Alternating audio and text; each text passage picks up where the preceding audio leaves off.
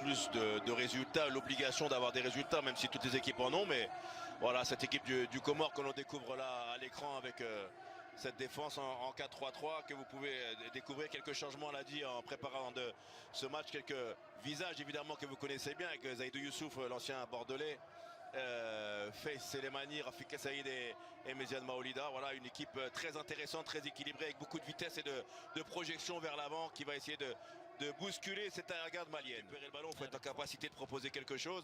On a vu lors du match contre le Maroc, même si le Mali dans le contenu a été très intéressant, qu'il fallait beaucoup plus peser offensivement. Et pour ce faire, il nous a proposé une équipe avec des modifications. On le voit dans ce 4-1-3-2 avec Mamadou Sangaré, l'excellent Lensois dans ce milieu de terrain. Devant lui, une trilogie entre Bissouma, Doumbia et Mohamed Kamara, même si je pense que Mohamed Kamara va venir aider Sangaré dans le milieu de terrain, ou peut-être un 4-2-3-1. On va voir un peu comment tout ça s'articule. En tout cas, une équipe équilibrée de manière à aller poser des problèmes à cette équipe du Comore.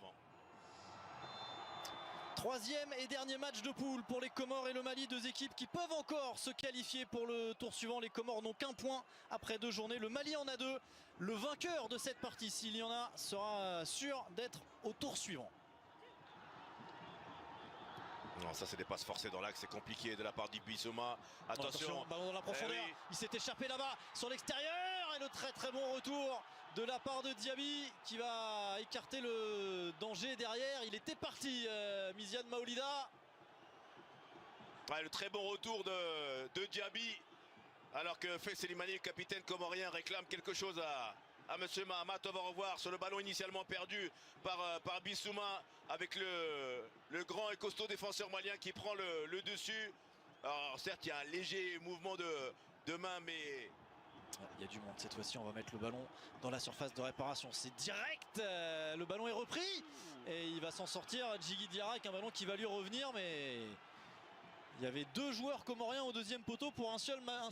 On va pouvoir essayer d'avancer maintenant avec Sangaré, qui va avoir le soutien de Fodé Doucouré. Il est un petit peu seul là, le latéral malien. Il va retrouver Sangaré qui est passé, qui va pouvoir frapper de loin. La première occasion, la première frappe pour le Mali. C'est important, il faut le bon espace, il faut le joueur qui se déplace. Attention à cette paire de balles encore.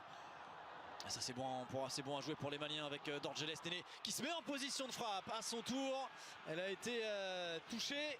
Ce sera un nouveau corner. On a décidé de frapper de loin. Oui, il faut prendre sa chance, hein. Il n'y a pas assez de frappe de loin en général dans le football. Ce ballon a été contré par Faïs Selemani. Kamori Doumbia qui garde le ballon, qui le perd ensuite. Pas de coup de sifflet de Monsieur Mahamat. Le ballon récupéré rapidement. Ça bataille au milieu. Et Bissouma, lui aussi de loin, le capitaine, mais ne trouve pas le cadre. Et on parlait d'Aïdara qui a très peu joué. Bissouma, il a encore moins joué. Bref, il n'a pas joué le moindre match avec Tottenham cette saison. Ouais, exactement. Et puis, en plus, il s'était blessé en sélection. Sangaré avec Mohamed Kamara. Redoublement de passes dans le cœur du jeu, justement. Là où il y a 1, 2, 3, 4, 5, 6 joueurs des Comores. Ballon dans la profondeur cette fois-ci pour essayer de trouver Néné Dorgeles. Très vigilant Yannick Pandor depuis le début du match. Et là il y a de l'espace pour Dorgeles Néné qui va faire parler sa vitesse avec le soutien de Sangaré, qui va attendre du soutien, qui essaye de retrouver. C'est pas terminé. Kamori Doumbia, il y aura un bon tacle d'Abdallah pour écarter le danger. Sinayoko s'est mis dans le sens du jeu. Sinayoko, on essaye de rejouer vers l'Auxerrois qui va gagner la position préférentielle face à Touabibou. Il est passé. Sinayoko, le centre en retrait. Il n'y a pas de Malien dans la surface de réparation des Comores. Si, peut-être ici Doucouré avec Dorgeles Néné. La parade de Yannick Pandor. La voilà, la plus grosse occasion pour le Mali. Et la belle parade sur son côté droit de Yannick Pandor. Le Maroc. Non, le but est pour l'instant refusé pour une position de hors-jeu, mais ça aurait pu être quelque chose. Attention avec la montée d'Ousmane Kamara, le centre de Kamara, mais là encore ça manque de présence côté malien dans cette surface de réparation. C'est fort dommage pour les Maliens. Seul Sinayoko est légèrement Dorgeles arrivé dans cette surface de réparation.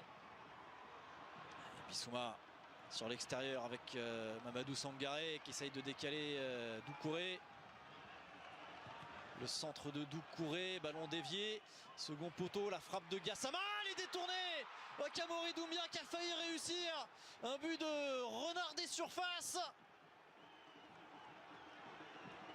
en détournant la frappe ratée de Gassama. Ouais, 60 prolongé de courir par Sinayoko. Gassama en première intention, frappe puissante hors cadre et qui a trouvé Kamori Doumbia sur sa route et qui a failli tromper Yannick Pandore sur ce ballon dévié. Faire le point sur les classements. Si on en reste là, attention, le mauvais attention, placement. il y aura sûrement une position de hors-jeu. Il est passé face à Djigui Dia et le sauvetage. Ouais, on va revenir. Il y avait hors-jeu. Au départ, il semblait parti très nettement en avance. Une fois de plus, l'attaquant comorien.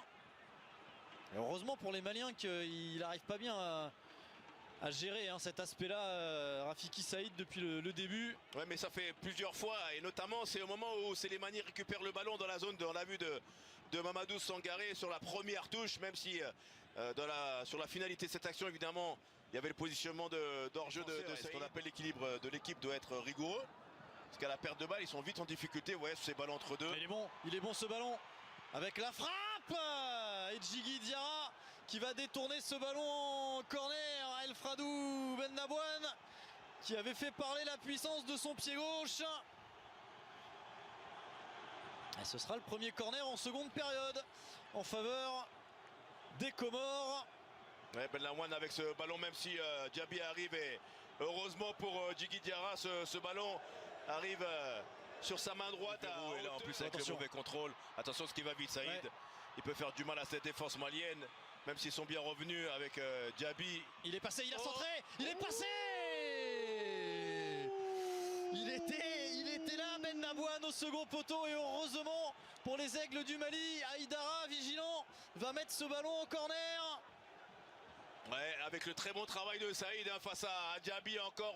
Heureusement que le pied d'Aïdara et surtout la course qu'il a faite, c'est important lorsqu'on est milieu de terrain. On va rentrer dans les 5 dernières minutes du temps réglementaire. Pour l'instant, ce match nul permet au Mali de terminer deuxième. Où il a laissé l'avantage, monsieur Mahamat. J'aurais plutôt sifflé dans l'autre sens, moi. Il était près de l'action en plus. Hein. Mais ça joue du coup pour le Mali. Voilà. Parce que là, Aïdara, il joue le ballon. Il a le ballon. Et c'est après Mchangama, malheureusement pour lui, qui vient le toucher, le percuter. Totalement. Et malheureusement, on en a vu. Dans l'utilisation que l'on fait aujourd'hui de la vidéo, de ces décisions qui semblent assez ubuesques. Coup franc en faveur des Comores et carton rouge. Carton rouge pour Aïdara. Non, c'est n'importe quoi ça. Pour moi c'est n'importe quoi.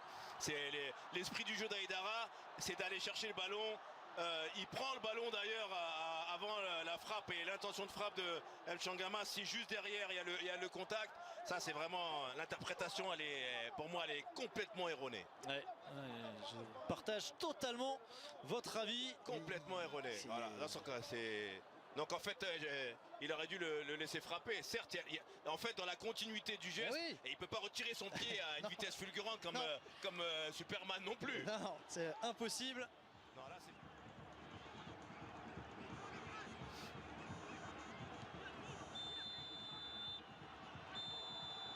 Eh ben, il n'aura pas rajouté du temps additionnel au temps additionnel, monsieur Mahamat, qui met un terme à cette partie au grand désarroi des Comoriens qui ne comprennent pas pourquoi on n'a pas rajouté du temps alors qu'il y a eu 2 longs arrêts de jeu au tout début de ce temps additionnel.